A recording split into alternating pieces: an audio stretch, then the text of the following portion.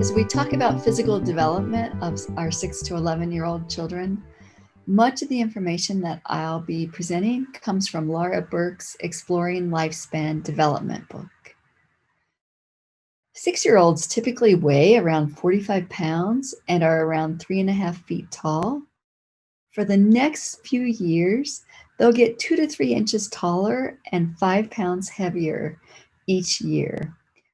Girls are usually a little bit smaller than boys from 6 to 8 years of age, but when they're around 9 years old, they often start getting taller than boys because their growth spurt usually happens about 2 years earlier than it does in boys. During these years, kids' legs are growing the fastest. Girls tend to have more body fat, and boys have more muscle in general. During these years, kids' bones lengthen and get wider. Because the ligaments aren't well attached to the bones yet, and kids are getting strong, they often have really good flexibility. They may experience stiff and achy legs, called the growing pains, right, at nighttime. Kids usually lose their 20 baby teeth between the ages of 6 and 12. Because kids begin to get more and more involved with their friends or activities, the percentage of them who eat dinner with their family drops a lot between the ages of 9 and 14. When kids eat with their families, they're much more likely to eat healthier foods. When they don't eat healthy foods, kids often report that they feel sluggish. About a third of US kids between the ages of 6 and 11 are overweight. Overweight preschoolers are 5 times as likely to be overweight when they're 12 years old than their normal weight peers, and most teens who are overweight end up being overweight in adulthood. Kids who have poor diets, whose parents don't know how to make healthy foods, whose parents buy low-cost foods, whose parents bring fast food for dinner, and who live in stressful homes are more likely to be overweight due to stress eating. A stressful family life also often results in kids with lower self-regulation skills, and we may see that in the kids' overeating practices. Not getting enough sleep is not only related to lower cognitive functioning the next day, but it's also related to overeating. The child has more time to eat.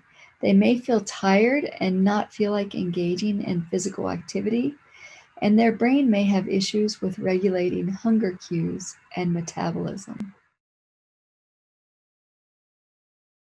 Another factor, of course, is screen time.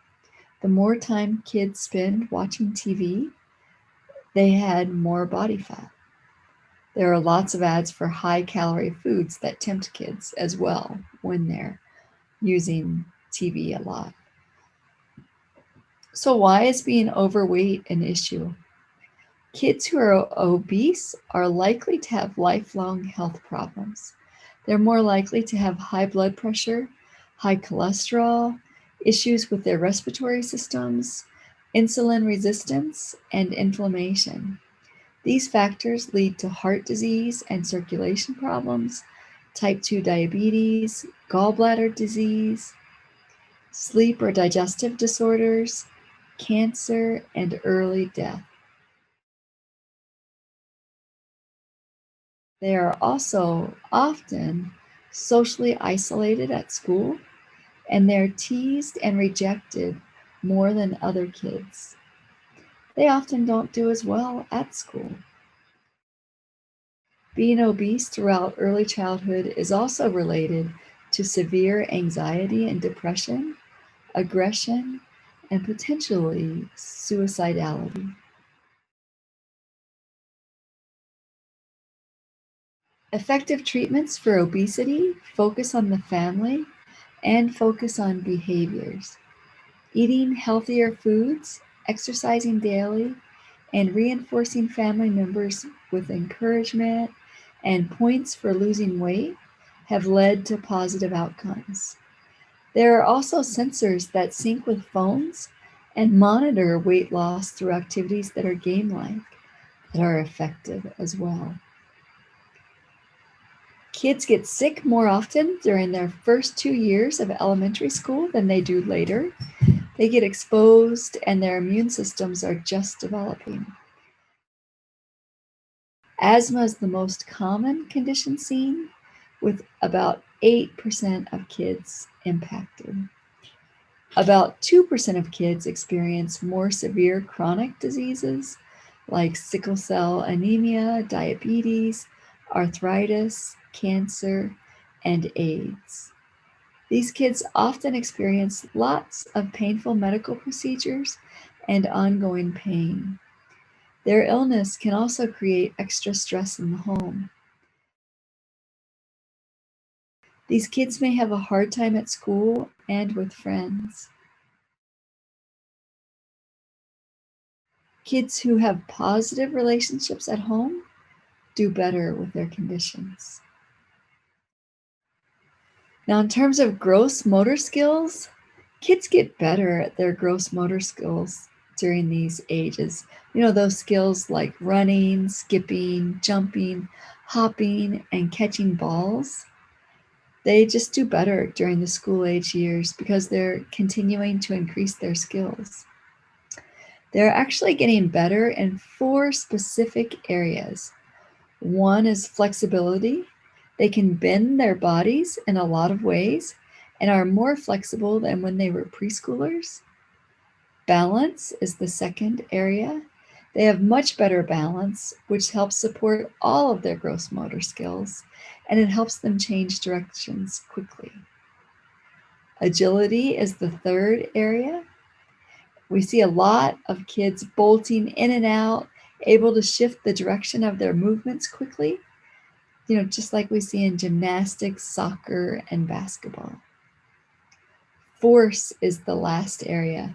So they can throw and kick further, jump higher, and run faster than when they were younger. They also don't get distracted as much with information that isn't relevant, and they can stay more on task, like in a soccer match, for example. Instead of, you know, just sort of daydreaming on the field or running all over, they actually play the game. Their reaction time is also much faster. As kids spend time and improve their gross motor skills, they are also helping their brain and cognitive development due to changes in the brain caused by exercise. Kids who are more physically fit tend to have better executive function skills, memory, and they do better at school than those who are not very active. You know, this is true for adults as well. The more we exercise, the better we perform. The memory and attention centers of the brain have been shown to be bigger, and they have more myelination in kids who exercise a lot and who are physically fit compared to kids who don't exercise often. Now, let's think about fine motor development. Usually, by the time kids are around 6 years old, most kids can write their ABCs, their names, you know, their first and last names, and their numbers from 1 to 10 pretty well. They usually write their letters pretty big because they use their whole arm to write the letters instead of using their wrist and fingers. It's easier for them to write their capital letters first because they're bigger than lowercase letters. And you know, the reason that it's easier for them to write using their whole arm is because of the way the body develops from the inside out, and kids' skill development begins from the inside, like if you think from the core out. And so they have better control over their arms before they do their fingers. Kids can typically copy two-dimensional shapes by the end of their preschool years. Sometimes they might make objects that are far away smaller because they understand that they appear to be smaller when they're far away.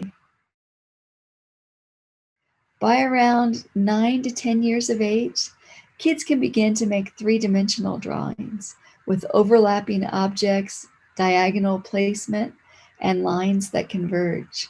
They also put a lot more detail into their drawings. Girls typically have better fine motor skills like handwriting and drawing than boys do. They also tend to do better in balance and agility activities like skipping.